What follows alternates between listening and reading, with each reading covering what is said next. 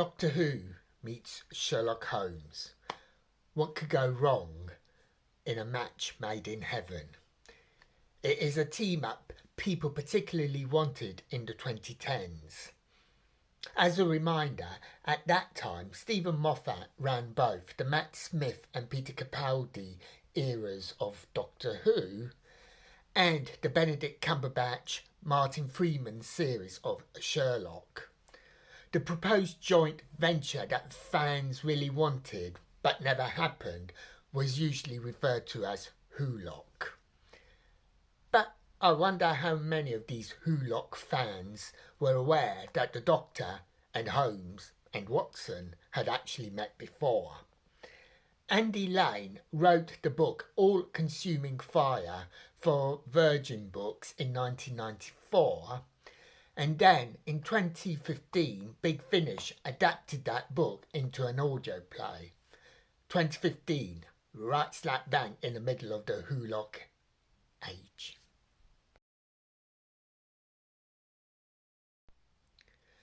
Sherlock Holmes is engaged by the Pope to investigate the disappearance of books from the secret library St. John the Beheaded in the heart of Victorian London. On their visit there, Holmes and Watson meet a strange man, the Doctor, and events force them to combine forces and venture onto first India and then onto the alien world of Riley.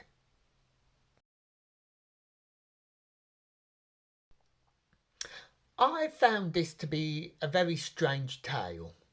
Both the novel and the audio start off like a Sherlock Holmes story, with Dr. Watson narrating the events in the first person. In the novel especially, it feels like a good Holmesian adventure full of intrigue and detective work. But things go all Doctor Who-y as the Doctor begins to get a greater say in the events.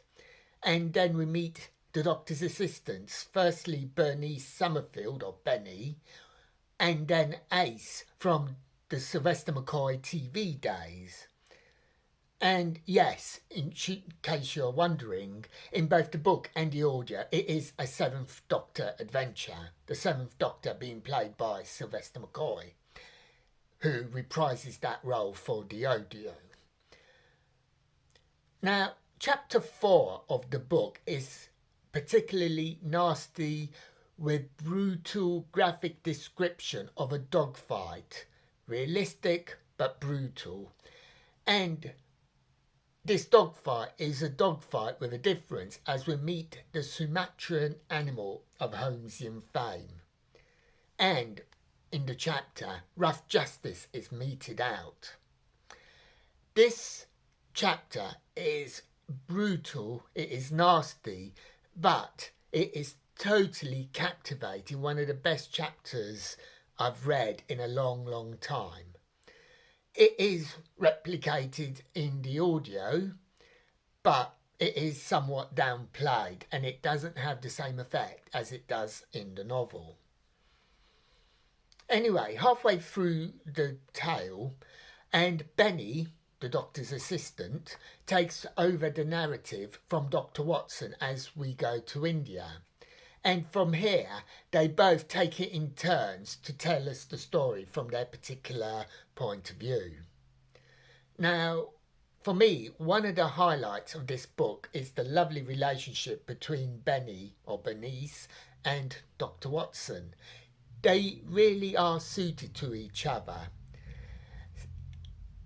But for me, this story starts to lose its pacing when we go on the alien planet, whether it be on the audio play or the novel.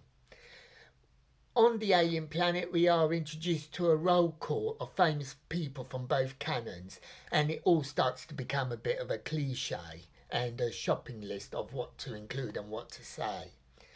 Once we leave Victorian London, the story gets less interesting for me.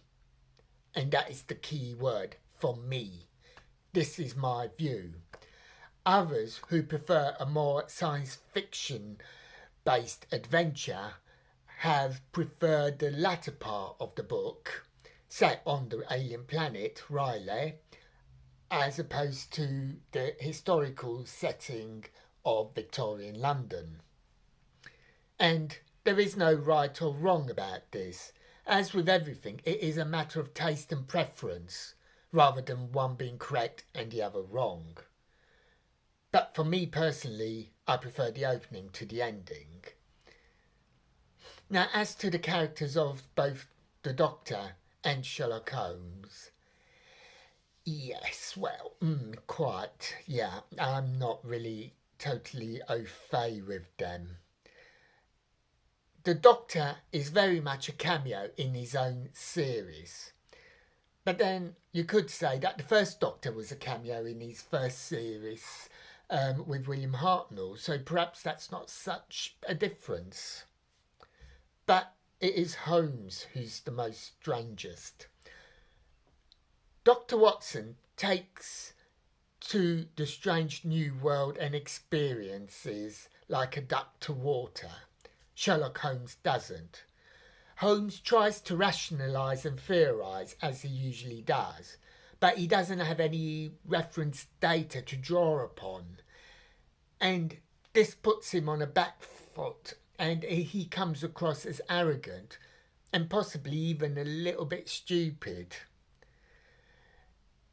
This is more evident in the book, as I am glad that it is redressed in the audio. Or perhaps it's the acting from the Sherlock Holmes actor Nicholas Brigg, who brings out that Holmesness that maybe isn't as obvious in the book. In the audio, Holmes takes the lead in London and the Doctor on Riley.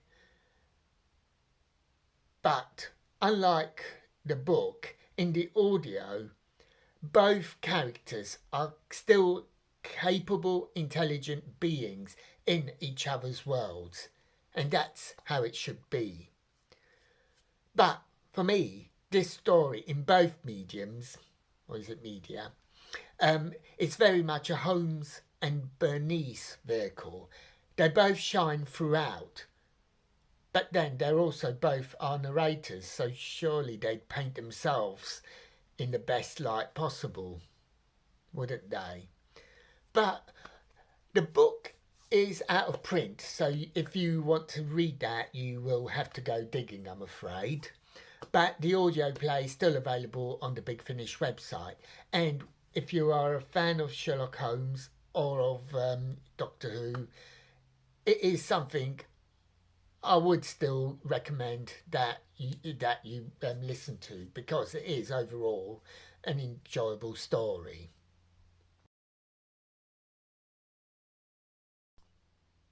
And that is my thoughts on All Consuming Fire. Have you read it? Have you listened to it? What did you think? Grateful for any comments. Until next time, may your news be good news and happy times and places. Farewell.